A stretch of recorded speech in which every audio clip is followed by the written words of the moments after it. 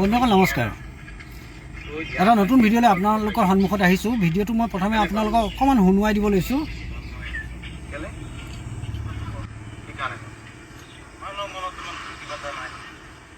তো মই আপোনালোকক এতিয়া এফালৰ পৰা আহি থাকোঁতে বাটত এখন ঠেলা দেখুৱাইছোঁ।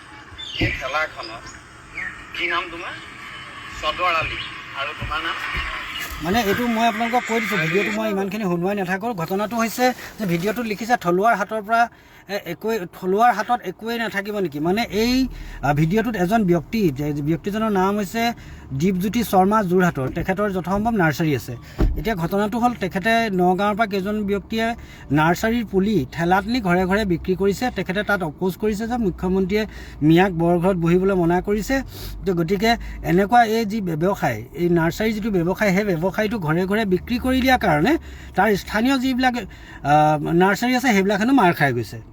আৰু সেইটো কাৰণে মিয়াক ইয়াৰ পৰা খেদিব লাগে। এতিয়া প্ৰথম কথাটো হ'ল, ঠিকে আছে, এইটো ভুল কৰিছে বাৰু মিয়াই, ঘৰে ঘৰে বিক্ৰী কৰিব নালাগে। কাৰণ আমাৰ ইয়াত মানুহেতো ঘৰে ঘৰে বিক্ৰী কৰিব নোৱাৰে।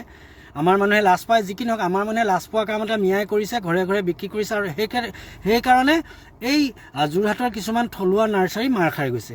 এতিয়া ঠিকে আছে, মিয়া দুটাই আহি পেলাই ইয়াতে ঘৰে ঘৰে নাৰ্চাৰীৰ পুলিকেইটা বিক্ৰী দিয়াৰ কাৰণে থলুৱা ব্যৱসায়টো মাৰ খাই গৈছে।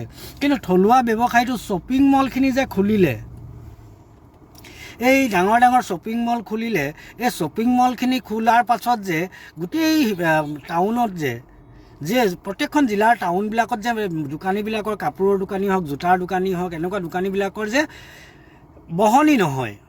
এই শ্বপিং মল খোলাৰ কাৰণে চব্জি যে বিকে, শ্বপিং মলত চব্জিলৈকে বিক্ৰী কৰা হয়। শ্বপিং মলত চব্জি বিকাৰ কাৰণে বহুত তেনেকুৱা স্থানীয় চব্জি বেপাৰী মাৰ খাই গৈছে। এতিয়া সেইসকলৰ ওপৰত প্ৰতিবাদ কৰিবলৈ এই যিজন নামটো কি আছিলে আপোনাৰ,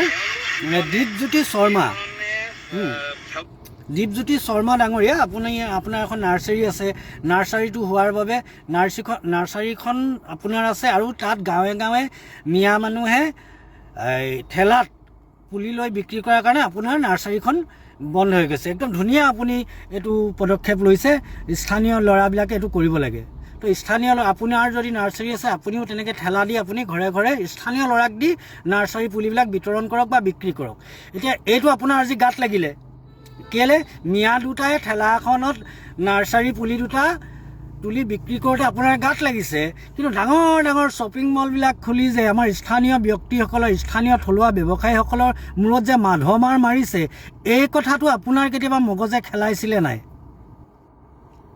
নে এইকেইটা মিয়াৰ কাৰণে কৰিব নোৱাৰে? আৰু সেইকেইখন হৈছে ডাঙৰ ডাঙৰ শ্বপিং মলৰ মালিক, সেইটো কাৰণে আপোনালোকে সেইসকলক বাধা দিব নোৱাৰে। আচলতে আপোনালোকে কেৱল বৰ্মতা দেখায় মিয়াৰ ওপৰত। মিয়াৰ ওপৰত বৰ্মতা দেখালে অসমখন উন্নতি নহয়।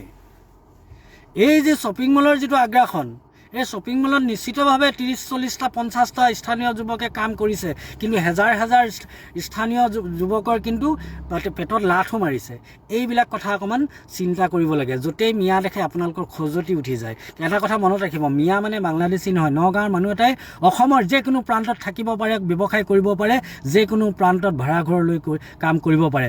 যেনেকৈ আপুনিও নগাঁৱত গৈ ব্যৱসায় এটা আৰম্ভ কৰিব পাৰে, নগাঁৱৰ মানুহেও আহি ইয়াত ব্যৱসায় কৰিব পাৰে। এই কথাবিলাক অকণমান বুজি লোৱাটো উচিত। আপোনাক দেখাতো পঢ়া শুনা মানুহ লাগিছে, কিন্তু সেই সম্যক জ্ঞানকণ আপোনাৰ নথকাৰ বাবে আপুনি এনেকুৱা এটা ভিডিঅ' আজি বনাইছে।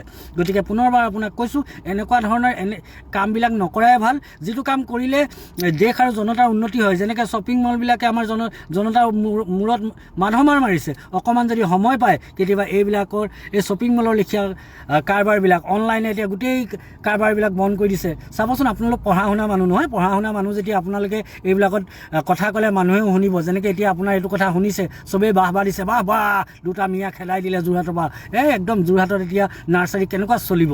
গতিকে সেই তেনেকুৱা কাম কিছুমানো কৰিব বুলি মই আশা ৰাখিলোঁ। ধন্যবাদ।